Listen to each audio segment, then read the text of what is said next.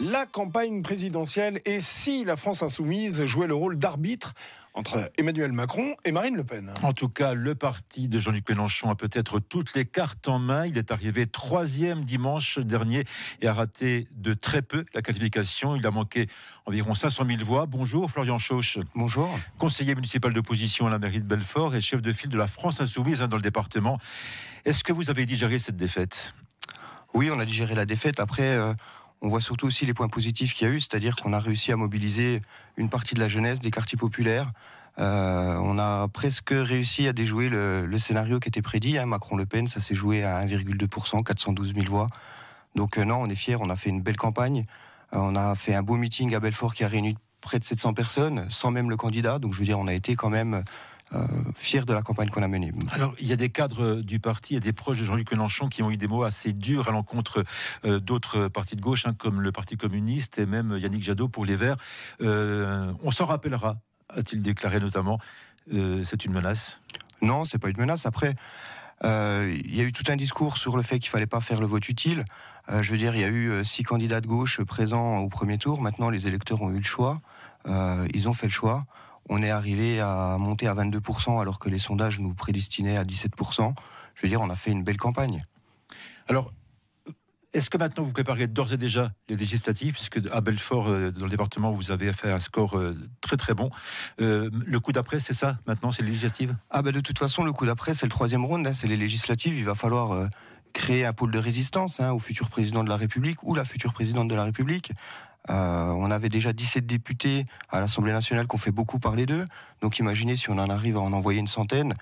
S'il y a plus de François Ruffin, d'Adrien Quatennens ou de Jean-Luc Mélenchon à l'Assemblée nationale, je pense que ça pourra faire bouger les choses et essayer de contrer la future politique mise en place. Alors personne n'est propriétaire de ces voix, vous le savez bien. Elle est selon un sondage Ipsos Sopra pour France Info, publié dimanche soir.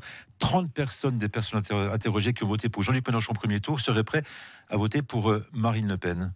Oui, mais après les sondages, ça reste des sondages. On voyait bien que Pécresse était à 10%, elle a fini à moins de 5%. On voyait bien que Zemmour était haut, il a fini à plus bas. Donc je veux dire, ça reste des sondages. Alors il y a quand même des cadres de votre mouvement qui sont des anciens membres et militants du Rassemblement national.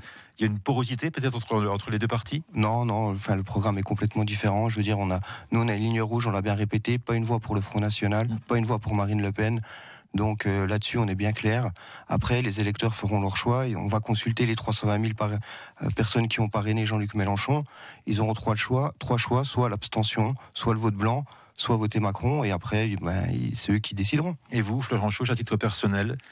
Ça reste un secret, c'est dans les urnes que ça se décide. Mais vous pensez qu'il y aura quand même plus d'abstention que de gens qui vont mettre un bulletin Emmanuel Macron dans l'isoloir ? Je peux pas vous dire. Je sais pas, mais de toute façon, oui, je pense qu'il y aura plus d'abstention déjà globalement au second tour, parce qu'il n'y a pas que les gens qui ont voté pour Jean-Luc Mélenchon qui seront déçus de ce second tour et qui se déplaceront pas. Je pense aussi aux électeurs du PCF, des Verts, enfin toute cette frange de la gauche sociale, écologique et humaniste, quoi. Alors, l'un des thèmes majeurs de cette campagne, c'est le pouvoir d'achat. Emmanuel Macron a parlé de la retraite. Il est prêt à revenir sur ses propositions, sur cette réforme. De son côté, Marine Le Pen, elle est toujours sur la retraite à 60 ans. Sur ce thème du pouvoir d'achat, quel candidat est le plus proche de vos idées, selon vous ?